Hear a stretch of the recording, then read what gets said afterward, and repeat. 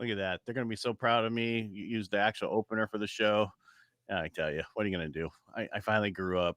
Anyway, this is Ed Parcaut, your host of Helping the Brave, and I'm here with our new co-host and guest co-host. What we haven't figured that out exactly her title yet, but Amy T. Meyer, and you might know her from. I think you were just here on Tuesday, weren't you? I was. It was so much fun. I wanted to come back. Well, I appreciate you coming back. We're here every Tuesdays and Thursdays at 2:30 Eastern. I'm sorry, 2:30 Pacific, 5:30 Eastern, and starting in May, that's going to change to 3:30 and 6:30. I guess that's it, right? Add 3 hours. And we're here. So we had a little change today. We had some schedule. It kind of, changed with their schedule. So we thought we got to know one host the last time. So the three hosts originally, Chloe, Matt, and myself. Matt talked about himself this last time we were on when he went a little bit more deep about who he was and his transition story. We've done a little bit get to know the host, but we've never done each one of us our transition story. So I think today is going to be my story because we already heard Amy's story. It was a great story, I tell you. I'm still teary eyed over it.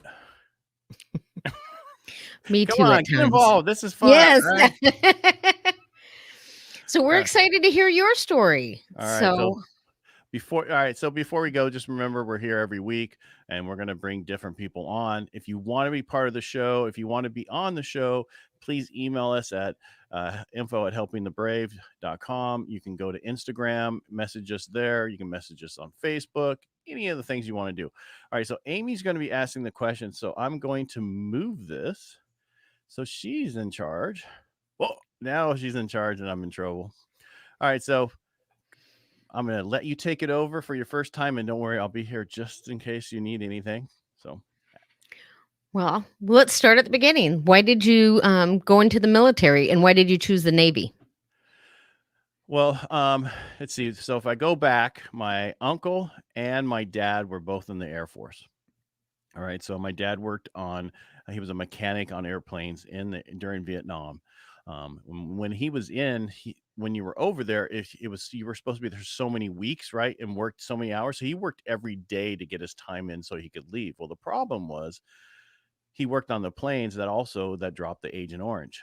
So when he came back, years later, he got hairy cell leukemia, he got a lot of different things, and he passed away when I was 12 years old. So I knew my dad for a little bit, but when you're 12, that's important to have a dad figure there. My uncle was also in the Air Force, but he was more of a specific job there that I remember them telling us, don't ever run up behind him and spook him. Don't go like rah, because he'll come, he'll just come unglued or whatever. I've never seen that. I never saw that, but that was what they would tell us as when we were kids. So we never did. So back to your story. Why did I pick the Navy? You know, I don't know. I want to say it's the easiest. No, I didn't know much about the Army at the time, right? I only saw Stripes, right? Remember Stripes, the movie Stripes, right? Yeah. I I do. was That's one of ready my for. favorites. Yeah, well, I used to make fun of my son when he joined the Army. I'd send him all those little stuff. Anyway, so didn't know much about the Army, didn't know much about the Marine Corps, but when I was in Turlock is where I went to high school after my dad passed away. I was in 8th grade and we were in Turlock, and so I went through high school and stuff in Turlock, and I knew I wanted to go in the medical field because I had a uncle who was a chiropractor, right, and then I knew other people who was nurse, other stuff. So I didn't know what I wanted to do in the medical field, but I wanted to do something. I thought, right. So I'm like, if I'm going to become a doctor, I might as well go try this out and see if this is really what I wanted to do. So I signed up for the delayed entry program, um, at high school. So then I left right after I graduated. I left the following January. So when I graduated, I was 17 years old. So I was trying to get some other classes in so I could go in as a E3 instead of an E1, right? And so of course, you get out of high school, you don't really do the stuff you're supposed to do. I didn't go to classes like I was supposed to. I didn't do any of that kind of stuff I was supposed to. So I didn't get any of that thing done. So it was just a waste of time. But I ended up joining in January. And so prior to this, so my life, right? Prior to this. So I lived in Colorado and California most of my life, back and forth. My grandparents had a dairy in Hilmar. And when we moved out here from Colorado the last time before my dad passed away, I got to know what a dairy life was like, which I knew I didn't want to do something like that in my life. 'Cause that's a lot No of hard moo work. cows? Yeah, real cows. Yeah, we would milk them for the cheese, right? And the milk that would go to the cheese plant and stuff like that. And so I knew that was a lot of hard work. Plus, in high school, after my dad died, I'd work out on my grandfather's dairy every weekend during the summer. I'd ride my bike from Turlock to Hillmar. So that's how I learned how to ride and I got into cycling. And then I just realized that was a lot of hard work every day. The cows didn't take a day off. You didn't get to take a day off. They never took vacation. They never went on anywhere in a holiday. So they were always working. So I knew that was not what I wanted to do. So that's one of the reasons I joined the Navy, was to see the world, right? So when I joined, I got stationed in San Diego for my boot camp. Got Corps school in San Diego. That was, for corpsman, being a corpsman, Corps school. Was at, San Diego Balboa. And then the whole class had billets to the East Coast, which was unheard of back then, back in the day, so long ago. And so what our senior chief did, actually one of the guys was dating her in our class, so she got the top three people in the class billets for California. I got Camp Pendleton, the other two got San Diego, and I think I got the best of it because I got stationed at Camp Pendleton Hospital. It's a military, Marine Corps base, Navy hospital. Marines like their docks, their corpsmen. So it was like, for me, it was the best of what I could have done. So I got But stationed you there. didn't travel. Well, yeah, hold on. I didn't get there. I said, yeah, I got to see San Diego, which at the time was amazing, right? It's just, where else could you be in besides San Diego? I really enjoyed it, got to know it really well. But got stationed at Camp Pendleton. And, normally when you get there as a corpsman, you go to the wards. That's how you learn, right? When you first get in. Well, I walked in and they said, hey, anybody here know computers? And of course, I did. Sorry, I'm getting a tea, so I apologize. My assistant's bringing me a tea. Yes, that's right. Thank you. Thank you. That's right. I have an assistant, and I have four of them. But anyway, enough about me. Work hard, right? Got to have people help out. Otherwise, you can't do it all. I'm only as good as the people who help me. So, I got my own tea. well, some of us have more time. This will be. I got one more live after this, and I'll be my third for the day. I feel like Mohawk Matt. I'm doing all these lives now, right? Just because of him. And by the way, they couldn't make it today because they're on a plane from. They were leaving Alaska. Everything didn't work out, and so they're on a plane instead of being on here. So enough about them. I was at okay. So what happened in high school is, they ask you got to take a foreign language, right? Well, in our high school, they allowed us to take a language. So I took computer programming, which was the language I took. So when I came on, they said, anybody knows computers? I said, yes, I do. And so they sent me down in medical mobilization and planning, which all we did was plan for the readiness teams who would handle all the reservists who'd come in to train. We would do a lot of training, which was a really good time in my life, but I didn't really learn the medical side of it, right? I'd already went to core school. I knew all that kind of stuff. After 18 months of being at Camp Pendleton, they were like, all right, you have a choice. You're either going to go to a ship or you can go to a specialty school. And my question was, what specialty school wasn't on a ship? And they said physical therapy. I said, guess what? I want to do physical therapy. Well, my ASVABs were high enough because, just worked out that way. I can study pretty well. So I went to physical therapy school, and basically that was at Fort Sam Houston, Texas. And it was all the all military school that where my son went for his when he joined for the army, and his AIT and all that stuff was there. So it was like coming back, 20 some years later, going, wow, what a difference. I'm here at San Antonio at the board, at the River Walk and all that. So I was stationed there for 3 months, got stationed back at Camp Pendleton to finish up my training for physical therapy. And Lord and behold, guess what? I stayed at Camp Pendleton. So my whole time in the Navy, I was at Camp Pendleton. 5 years, 5 months, and 14 days, but who was counting? So you take 3 months off for being in, San Antonio, and that's pretty much my whole time. So I was stationed at Camp Pendleton. What that allowed me to do, though, was utilize the time to go to school, right? So I always say use the military for what you're going to do in life, plan, all that kind of stuff. So at the time when I first 2 years in, I really didn't know what I was going to do. So what do? You play, right? I don't know what you did, but that's what I did in and it was in San Diego. So I was like, this is amazing. I mean, and at the time, I brought this up one other time, my last name was Parcaut at the time. Did I tell you the story? No, you didn't. Yeah, so throughout so it's French, but throughout my whole life, my grandparents were called Parker, Parquet, what they didn't ever correct anybody. We were, and our last name was Parcaut, all the way through high school, all the way. When I got to San Diego, I started modeling and doing some acting, and so I changed it to the French pronunciation because I was being an actor, right? And I got so much grief in physical therapy when I come back. They're like, "Oh no, that's no longer Ed Parcott, that's Parco." Right? They just give me crap. But anyway. So anyway, that was the other thing. I got to do that kind of stuff. But also when I was at Camp Pendleton doing physical therapy, I found out what I really like to do in that part of it, which was working with burn patients and stroke patients, wound care, those kind of things, because I could see healing faster. And that's why I tell a lot of people when you people like to deal with wound care and that kind of stuff because you can see that healing right away. When you're dealing with physical therapy and someone has a back injury, certain things, you don't see that right away. It takes a while for that to happen. So for me, I really enjoyed that part of it, working in physical therapy and the wound care. Do But you then, still use that today? Because I would imagine I would love that too. yeah, well, yeah, my wife gives me a hard time because it's so long. You don't know what you're talking about. Well, what happened was physical therapy to me was the same thing over and over again. Shake this, yeah, yeah, that's what you have. I mean, it was just repetitive. It's the same thing all the time, but it allowed me to do my homework, right? While I was waiting for a patient to get finished on the thing, you do your homework, keep going. But there was a need because they taught. So when my son went in the army, the when you're the medic, you go to EMT school, right? And he almost failed out until he started working with my wife and she was teaching him how to take a test because your kids never listen to you about taking how to take a test. Oh, I know everything, right? Well, he almost failed out. Luckily, she worked with him every night, every day, and he passed. And he's a great kid.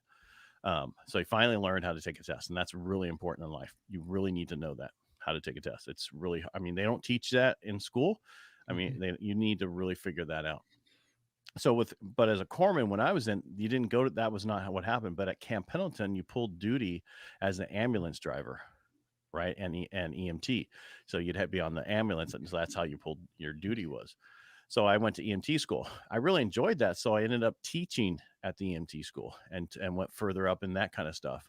And then, it got time that I was going to college, got my bachelor's degree, time to get out. I got married, I had my first son came, and it was like, okay, what am I going to do now? Right. I didn't know what I was going to do. So I know I wanted to be in business, but I didn't have this transitional plan that I tell everybody to get because I always tell people learn from my mistakes. I tell this to my kids, don't make the same mistakes I did. Learn from what I did. Make your own mistakes, but don't make the same ones that you can learn from me. So I didn't have that transition plan. There wasn't somebody there to tell me, hey, this is what you should do. A year out, you should plan this. This is what you should look at. Where now with Chloe, that's on our show, she's huge in that. And her and a few other guests we've had on are going to put together a whole transitional thing to help vets transition out of the military, and know where to go and what they want to do. And also, they're starting an advocate program for people getting into the military that they can ask questions to know, make sure they're not doing the wrong thing. Like we had Sam Pennington on here the other day, and he was like, don't enlist in the last day of the month. The last days of the month. Don't do that. Wait till the following first part of the month because that's where all the good jobs are again. Excuse me. The end of the month is when all the bad ones are. So, he was he oversaw that. And so they're going to put together a whole advocate thing for our young people who are going to go in the military so they can get what they want. We had Robert Atkins on, and he was talking about how him and a few of his people he knows, family, were lied to, and they weren't given exactly what they wanted, right? They weren't told the truth. So let's not say they were lied to, they just weren't told exactly the truth. Enough about them. But anyway, so that's so for me, where was I at? EMT school, whatever. So when I was transitioning, I thought, I'm gonna check out real estate, right? Problem was it was a one time in the past 30 years that was not a good time to be in real estate. And so that didn't last very long. So I fell back on my computer background, right?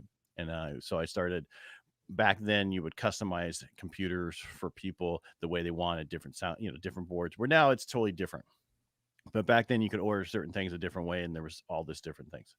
And so I ended up going to work for this company. Then I ended up putting a whole program together through all the military exchange systems in California and Oregon and Washington, to where vets could do, if you're in the military and you want to order a computer the way you wanted it and certain hard drives, certain this kind of stuff, which they couldn't do at the time, they would do it through us. And so I set up this whole program through the military exchange system to do that. And so I did that for a few years. Go ahead. I was gonna say, but you still, that wasn't what you wanted to do with your life. You still. What about real estate or the mortgage I'm getting industry? there. I'm getting Okay. there. All right. So hey, it's only been 15 minutes. All right. We at least get 30 to tell our story. I'm just kidding. Well, and I have a squirrel whenever you want. You have a squirrel? Yep. That's a squirrel. It's unrelated, but it had Oh, something to do with something that you shared. okay. Well, hold on to it. Don't forget it. All right. So back to when I got out, so I looked into the real estate stuff, but it was a bad time to be in. Right, nobody was buying. It was a downturn in the market. So I'm like, I got to do something else. I went then to the computer stuff, and I started selling to the military exchange system. What happened is when I was going to school for my master's, one of my instructors actually was the head of the exchange system. And he's like, hey, we're looking for a computer company to do XXXXX. Will you guys do that? I'm like, yeah, no problem. But it was my first thing in life as a business person that understood taking the wrong project or the wrong thing to the wrong company. That was the company I was working for. I should have went and found a different company for this whole contract. I didn't know at the time. I was young. I was like, I think I was 23. I got out 23. So I think I was 25, right? 24, 25. I was young. I didn't know what was going on. I didn't know everything. And so I learned in business in that 3-year period that kind of stuff, what you should do, what you shouldn't do. Well, what's happening is the companies wasn't supporting the stuff well. And so I had to talk with the people in charge of the military exchange system. I said, okay, this isn't working with the company we have. Maybe we should go get a different company. So they canceled the contract and I ended up quitting. And my neighbor owned a mortgage company. So this is how we're getting there. All right. He's like, hey, come work for me. Right. So I had my bachelor's in marketing. I had my master's in international business and marketing. And so at the time, direct mail was just starting to take off. And so I created direct mail pieces. And that's how I got the mortgage company I worked for big. And then I ended up leaving them years later, starting my own company with a partner, because this company, we grew really large and the guy made a lot of money, but he didn't know how to handle that kind of stuff. And so out of that company, there was 28 salespeople, 9 companies were created, and my business partner and I were the last company together, and that was in 2002. And so that's when I moved up to Northern California and said, you know what? I just want to start my own. I just want to work on purchases. I just want to help people get into home, build personal wealth. And that's how I'm where I am now. Wow. That's my story. What's your squirrel? So my squirrel was on your name. My maiden name is Crapo, and it was spelled originally from France, Crepeux, Crapo. But when my dad's family came to the U.S., they butchered it and put it Crapo. So nobody ever said Crapo. And said other things. They said other things, and my mom said, "Certainly, I'll marry you, sir, but you need to change the spelling of your last name." And in his infinite wisdom, he added a Y, so it was Craypo, which still really didn't get people to say Crapo. How was it supposed to really be spelled? Crepeaux. Why didn't he do that? I don't know. Okay. And but his brothers did actually. And if I were my brother, I would. Gotcha. Because at least people kind of get it. They know that it's French. They know, that's a pretty common O sound kind of thing. So that was my squirrel. Right. So with my uncle and his wife Marie, she's from France. Right. They met when he was over there during the whole war and stuff, Vietnam and stuff like that.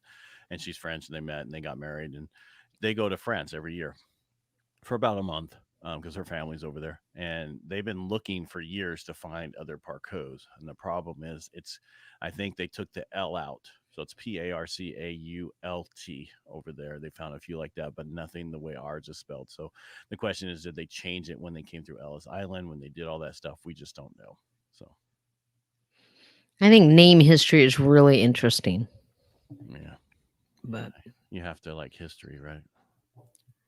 It's that whole thing. I don't want to get on the subject about history. We can't get rid of things just because we don't like it. We need to understand why it's there so we don't repeat things again and again and again. And that's why it's important that even if it offends us, no matter whose side you're on, it should stay there so you understand that we'll never go down that path again. I agree. I think well, and or I think with the addition of um, additional information on people. But I've never been a real proponent of angels and demons. I feel like we all are somewhere in between. Gotcha. So we're all fallen angels on this earth. Is that what you're saying? If that was somebody had that thing. Well, just I mean, just I don't think anybody is perfect or I gotcha. yeah. I mean, we I guess we've had some really evil people Yeah. in the Hitler. world, but they are so far and few between. Right. Yeah. And I just think we all need to get along and move on. So I'm going to get a little bit more about myself. So basically, I've been in the mortgage industry for 25 years or so. It's been a while. Seen from, when I first got in, I took people from 13 to 9, and I always say they love me. Now, when I to give somebody a 3%, they think I'm taking advantage of them in this market, just because rates are so low and they've been so low for so long. But I do a lot more now, which unfortunately, I'm going to say his name. He should pay us every time we bring him up, Steve Sims. Um, because he pushed us to do things that make us uncomfortable. I started a radio show almost 3 years ago, and when it was first brought to me about doing it, it was in real estate and real estate financing, and somebody else had it for years, and then an agent had it right before us, and they were like, his show was all about how great he was, and that's not what the show should be. And the lady who brought it to me, who is my producer still to this day, she said, "This is my idea for it," and I kind of had the same idea when we talked about it. I had the name from years because I did a blog back in 2010 or so. It was called Real Estate Jerky. And it's like, gives you something to chew on, right? I was like, that's perfect for me, right? And I did a blog for a while, but then life changed and I stopped doing the blog. Well, the radio show came. And the first thing I said to her was, "Do people listen to radio?" And talk radio, they do. I was surprised in my area, especially. So over 2.5 years later, I got people calling me all the time about hearing me on the radio and they're asking questions and this and that. And it's been a great thing for us. Well, now from the radio, then I turned that into a podcast. And then now I do another podcast called Inner Edison, which I, interview business owners and they talk about their Edison moments, which are the greatest things that happen to us usually are our greatest failures, right? Our greatest accomplishments are usually our greatest failures. But or there's sometimes people. The other quote from Edison is the fact that most people fail and then they don't continue on right before they're going to be successful. And this happens for many people. So basically, you just don't quit. You just keep going. It will happen, and that's why I do that podcast. And then what else do I do? Now I started Real Estate Jerky Live, which is an extension of the radio show on Facebook. It will be on LinkedIn once they say yes, and then also on YouTube, which is an extension of the radio show because the radio show when we interview people, you only get 18 minutes to ask them questions. Right, because even though it's an hour show, but you got all the breaks and all this other stuff, and you're in for two segments, and it's 10 minutes each segment or 12 minutes each segment, and you ask them a question, then you ask again. So they really only have about 17 minutes. So I'm like, we need to make this longer. And so that's why I started doing Real Estate Jerky Live. And that's on Tuesdays and Thursdays at 11 a.m. here, Pacific time. And then now I had the idea for Helping the Brave. Got the domain, I don't know, a year or so ago about I was wanting to do something, and I'm like, this is what I want to do, and then now that all came together with Matt and Chloe and everybody else who wants to get involved, Helping the Brave. And I thought it was a great name because we're we don't think of ourselves as heroes, right? We think we're brave, courage. We run towards stuff instead of away for stuff, and so we all think, so we're brave, and that's why I like the name. So, and I agree. I like the name too. So, what do you think has your military service? How has it translated into what you do, even on a daily basis? I'm always early. I think that's it's funny because that's if you go, it's the same thing I say about internet. And I find things that it's very lonely at the top. Every business owner I talk to, it's how lonely at the top it is, and you need a mentor, a coach, or whatever. And it's the same thing here. As a vet, you need to have somebody who has been through what you've been through to help you figure out where you need to go and how to help you get there. But the biggest thing is, I would say, time, on time, always early, I'm usually here 15 minutes early. If I'm logging in for somebody else's podcast, anything else, I'm there waiting for them to come on, right? Let me in. Zoom meetings the same way. That's one of the things. The other thing is, which is, I don't know if it's a detriment, but I have very high expectations of myself. And sometimes I relate those to other people in my life. Okay, so if you could play the what if game and go back and have the transition story that you hope other service members get to have now, or that we're working towards impacting, what do you think it would have done for you? Well, one of the things I think that if I look back and if I would have known then what I know now, I would have finished and got my nursing degree, right? Because at Corman, when I got out at that time, you could take the LVN test and be an LVN, and then you only had to go on for your 2 years for the RN and all the other stuff to be a registered nurse. I should have done that because then, even though that wasn't my thing, but you would always have that in case. And then, because I look at my wife, who's a nurse, and she works for Kaiser, and she's an admin, and it's amazing as a nurse and admin what they get paid. You know what I mean? So it would, if so, for most people, and that's why I tell my son, you should, he's a medic, think he's going to go on and get his nursing. But even if he doesn't use it later on, he can still use it. There's many ways you can use that nursing degree if in the future. So transition now. So that would be one thing, right? I wish so when I got out, the DAV, Disabled American Veterans, went through my medical record, right? And said, okay, we're going to put in all these complaints. Because my medical record was, I don't know, that thick from picking up patients and moving patients and all that stuff, from everything I did in the medical field. And so they set me up and I got 10% disabled. I didn't know what that meant, right? Nobody told me what that benefit meant for me, or that you should go back years later and have it relooked at certain things. Nobody tells you that kind of stuff. They kind of, I don't want to say to hide it, but it's not something they tell you. So today I wish I would have known what that gave me, because what that gave me in California was my kids could go to school for free. All the UC systems, the state schools, the junior colleges. I just had to pay for their books. I knew Wow. that. Yeah, I knew that after my first two went to school, right? I still, luckily I still had three more, but anyway, it's still, but only one of them used it. None of the other two used it. So none of my other kids, all five of them, only one of them used it, and it's huge. So if you're a disabled vet, from 10% up to 99% in California, your kids get to go through the school systems for free. You just have to pay for their books and room and board.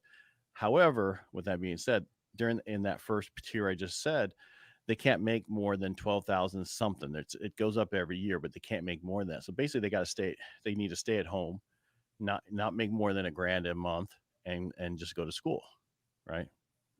Which is still not that hard to do.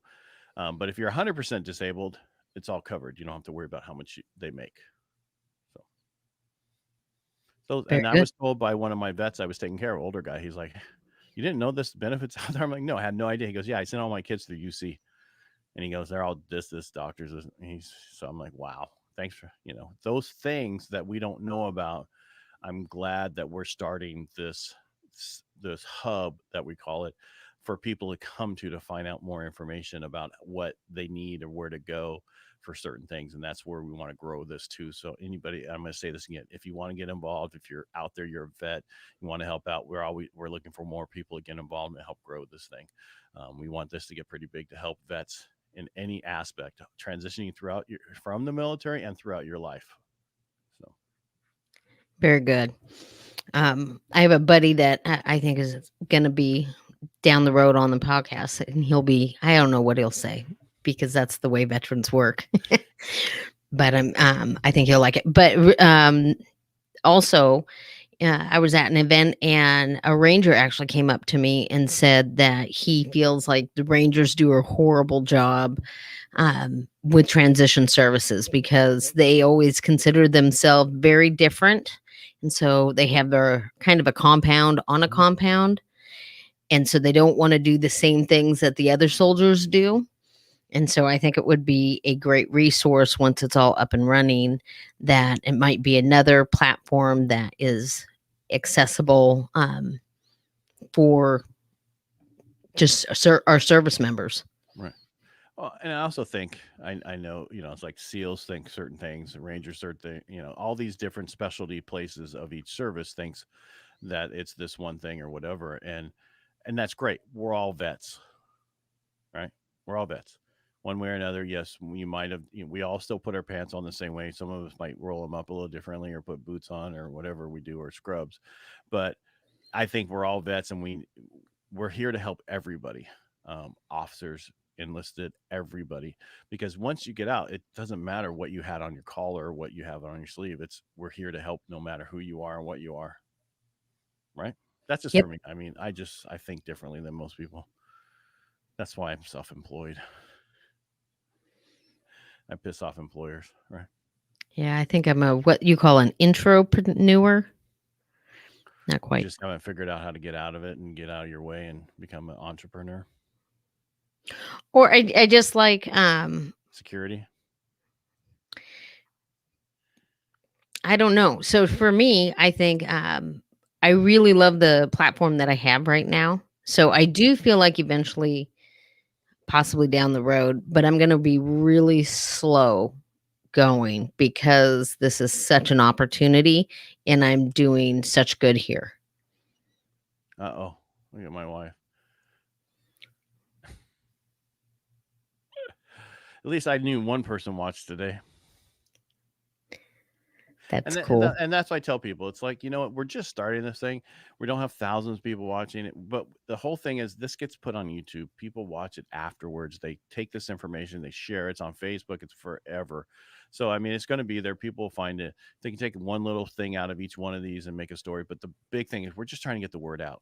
So if you guys can let people know this is what we're going to be here Tuesdays and Thursdays at the time that we always say we're going to be here. If a guest doesn't show up, we're still going to be here. We're still going to talk about something, and if you want to be on, please just let us know. Please contact us because we always want to have veterans tell their story.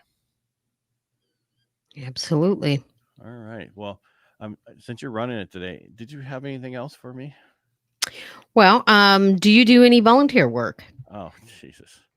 Question is, yeah, people ask because all right. So normally I do a golf tournament. I run one of their courses every year. It's called Make Dreams Real Golf Tournament. And basically, it's for here in Stanislaus County. It's for helping kids go to camp.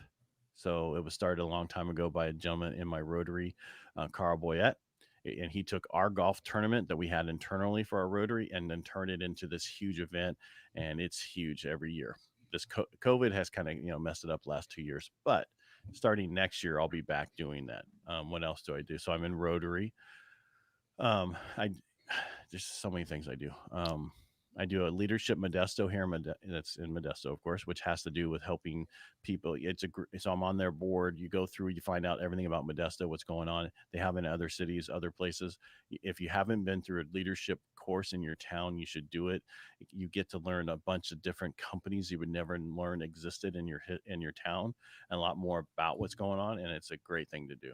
So, and then whatever. I mean, what else do I do? Of course, did all my kids' soccer teams. Right. I also coached all three of my all two. I coached two of my girls. One of my girls and my son soccer teams. The one in the middle just didn't work out. So I do a lot, but it's and then I do this. And like last night, I was like finished up about 8 o'clock, and I went to my wife. Sorry, I work so much, and she's like, "That's okay," because she knows that it's not forever, you know. So, Very how about you? cool. Do you volunteer besides this? The volunteer holic that you normally have after your name. Do you do anything that you do for yourself? Meaning that do you do like are you in a Rotary? Are you in Kiwanis? Are you in Seroptimist? Are you any of those kind of service So I'm organizations? in the Steilacoom Kiwanis, which is not actually where I live. It's kind of an adjacent city, but the people in that Kiwanis are the ones that I know the most from other volunteering things. So they welcome me, which is nice. I'm a mentor for the Travis Manion Foundation, which is they do Army and Navy, and they work with inner city youth. And so I actually drove 3 hours down on Monday to mentor kids at a sort of like a suspended expelled program, and I love doing that. And then I do wear blue. So wear blue isn't really a volunteer thing traditionally, but my husband and I, we do their what we call hua tents at the end of the rock and roll marathon, which is one of their signature runs, and then we also do race for a soldier, where we come with the tent and the table and the refreshments for the wear blue runners, and my husband and I, we just buy all the food just because it's so much simpler that way, and that's our one kind, or we do it two a year, so that's our give back to wear blue. um and then I do grant writing somewhat for Wear Blue. And then I'm a chapter and state president for the Association of United States Army.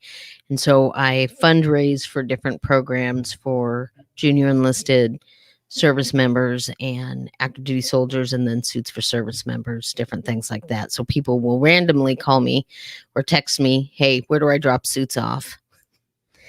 Right. And I'll And go. that's a great program we talked about on Tuesday. So if you guys are just tuning in, you want to know, go find the Tuesday episode of Helping the Brave with Amy T. Meyer. And basically she talked all about the SOUP program, which is a great program. She wants to get that going elsewhere. So if you want to help out in other parts of the country and you want to learn how to set something like that up, she would love to help you do that. And so she's already said that's part of her thing. When you were talking about different things, I remember one more things I volunteer for. So there's a thing called Ride for Mom here in Modesto that is a bicycle ride. So it's not a race, but it's three, it's a 10-mile bike ride for kids and their parents. Then it's a 30-mile bike ride, and then a 70, and used to be up to a century, 100 miles. That's been going on every year, day before Mother's Day, for the past like 7, 8 years. COVID took it out last year. It's taking it out this year again. But I helped get the gentleman whose mom died of cancer to do this right. He always wanted to do this right. Had the domain name for years, never would do it. I was out on a ride with him. I just got back from my wife taking me to a coaching course for life coaching. Right? She's like, "Hey, you want to go? I want to do this life coach course. Will you go with me?" I'm like, "Sure." I always say yes to my wife. She sits on the things, figures out stuff we do. I did 2 Caminos with her. So what does that tell you? I do everything she asks. And so I got him to do this, and it's been a great thing going on for years. And we do a lot of support in the town, and it's amazing bike ride. And that's so that and the golf tournament are the two things that I really involved with each year. So That's cool. And so, and I'm doing 3 golf tournaments this year, but last year I did 2. Birdies for the Brave. got to be one up on me, don't y'all? I'm sorry. Putting for packages and putting for paws. And One's a because I dog. love to golf.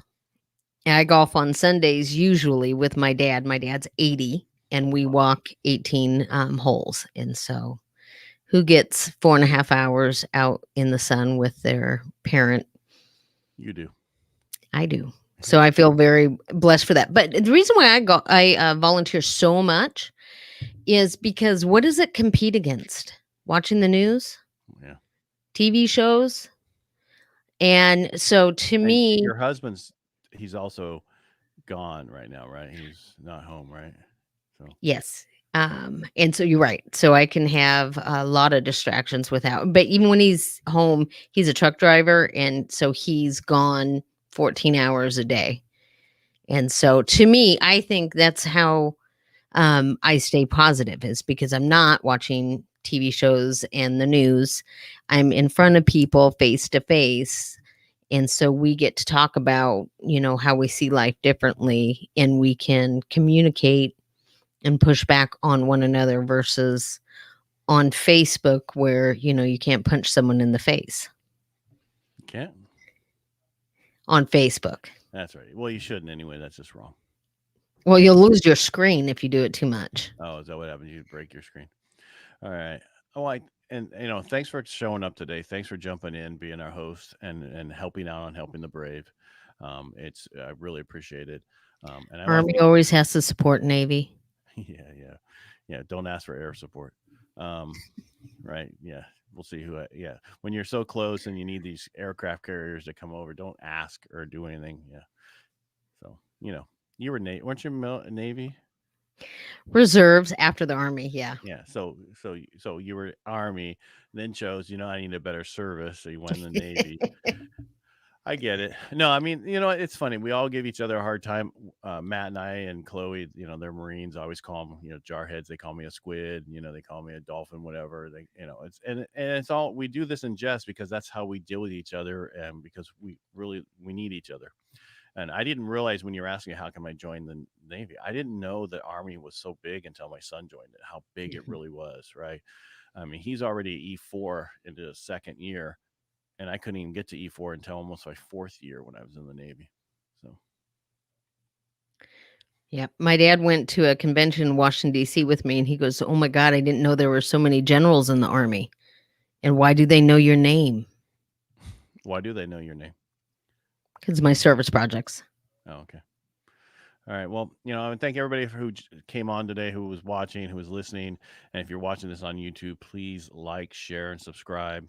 And as I said, we're going to be here each and every week on Tuesdays and Thursdays at either 2:30 right now in the rest of April, right? 2:30 Pacific, or starting in May, we're going to be at 3:30 Pacific, 6:30 Eastern. So, again, Amy T. Meyer, thank you so much for showing up today and helping me out. I really appreciate it. My pleasure. All right, and everybody else, we'll see you guys again on next Tuesday, right? Today is Thursday. Weekend's coming up. All right, stay right there, Amy. Thank you again. You can say whatever else you want. Oh, thank you. Or my Whatever. pleasure, whatever. All right.